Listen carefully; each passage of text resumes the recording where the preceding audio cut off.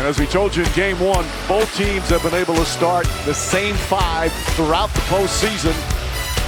A good veteran starting five from Minnesota, and of course, the OKC Thunder, one of the youngest teams to ever make.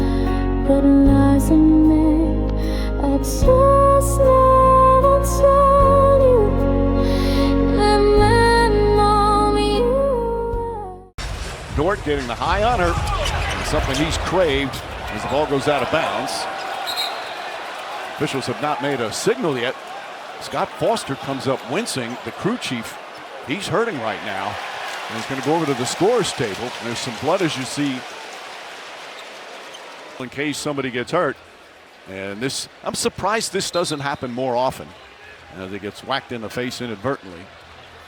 It's actually a really good toss. How many times you see players steal the tip over and out of his nose? Gilgeous-Alexander with a rebound ahead to Williams. Jalen Williams, the drive. Oh, blocked by McDaniels. Holmgren gets it, and Lou Dort able to finish. Sensation. Gilgeous-Alexander falling away. Off the glass, banks it home. 9 straight points to lead. So pure and so smooth. Dante DiVincenzo is an excellent defender, but he gets to his spot, and ladies and gentlemen, he is a midi master. This is what he does. He gets to his spot, posts up, and there's just no defense. There's nothing you can do. That's why he loves it. Go off the bounce, finds Holmgren. Holmgren inside. Beautiful move from Chet Holmgren. Randall gets inside, kicks it back up top. Edwards, 7 on the shot clock, drives, back shot is good. The athleticism there from Anthony. They go for Randall. Gilgeous-Alexander with the steal. One of the top 10 in the NBA in steals per game. Jalen Williams back out. Caruso sets, fires, connects. You might see the steal, but at the end of the day, it's that pressure defense up top that allows for that to happen. And then once they get in transition, it's just... On the drive, Edwards and one. Anthony Edwards powers to the bucket and a chance for a three-point play. And another timeout on the floor. This will be their first free throw of the first half. About it, this is what Anthony Edwards has to do early and often. Downhill, hits an and one, makes the game look a little simpler when you're attacking that basket. And throughout the game, well, it looks like there's 0 impact tonight. Gilgeous-Alexander, Hartenstein, the floater, gets one to go. That's another one. That's his second. Gilgeous-Alexander again with McDaniels. Falling away, got it.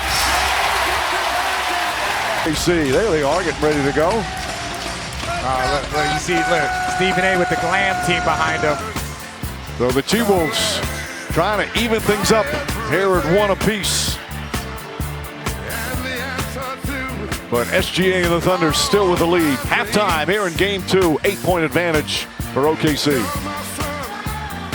Because after getting his first MVP award ahead of this game 2, Shai Gilgeous-Alexander, Bob, dropped 19 points, an efficient 19 points in this first half. Look, he didn't need a shot of confidence, but when you hand somebody the MVP trophy, that's got to feel pretty good. This game was 53-50, under a minute. He hits a step-back 3, Minnesota turnover, hits free throws. That 3-point lead, which could have been going into half, is now an 8-point lead. He's in total control of this game, and Minnesota has no answer for him. Game 1 in the first half, clearly that hasn't been the case in this half of game 2. So he's got to step up his game as well. You need offensive production from someone else other than Ant-Man.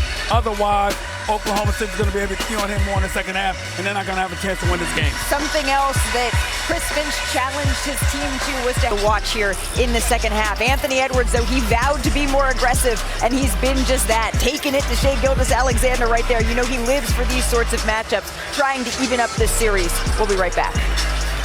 AT&T, third quarter about to begin. Thunder up 1-0 in the series, lead by 8 as we get set to start the... Shai Gilgeous-Alexander getting to his game. Loves to get into that mid-range, discards that defender with a shoulder. He's going against 6'10", needs all that separation. And then we talked about Anthony Edwards needing to find those gaps early. He did it. He was able to get downhill so quick. Look, he's not playing with it. He's not dancing. He's seeing the gap and getting downhill. And you look at the two of them, and again, you love the aggressiveness, but Edwards 16 points on 18 shots. SGA 19 points on only 9 shots. Yeah, well, that's what the MVP does. It's his efficiency. Alexander Walker with the foul, counted and one. His cousin fouled him, and SGA with a chance for a three-point play. I don't know what to tell you. Watch how quickly, he doesn't even have a chance to turn around, and that ball is stripped cleanly, and then you get it to SGA. With the left, he finished through the... And Walker finds Gobert, knocked away by SGA. Here comes Wallace, alley-oop to Holmgren.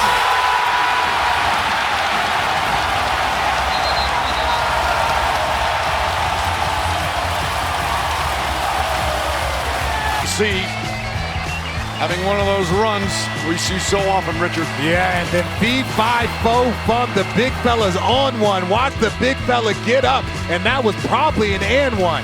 But the energy, the crowd, they are feeding off of this energy. This is something that I have not seen from many NBA crowds in my career. Cason Wallace drives back for Holmgren with the stuff. Largest lead of the night. And a technical foul called on Holmgren, a taunting technical after throwing it down. Holmgren 8. And I was talking about Wallace. He knows how to drop dimes. And look, I'm okay with certainty. Williams finds Hartenstein, stumbles with the ball, but finishes strong. Jalen Williams drives to the rim, left-handed, right at Rudy Gobert. First of all, he checked out Rudy Gobert first, and then he got the strip. And McDaniels with a shove. The frustration for Jaden McDaniels. Gilgeous-Alexander goes down. Lou Dort trying to have words with McDaniels. Naz Reid tries to get in between. Fisher. Yeah, I don't even think you got to look at it. They should review it. And you saw it early in game one with Anthony Edwards throwing the ball at Shea. Then you see Jaden McDaniels here with obvious frustration, just 2 hands in the back. This is when you know, when we talk to Shea about the free throws and his aggressiveness, he says, I love it.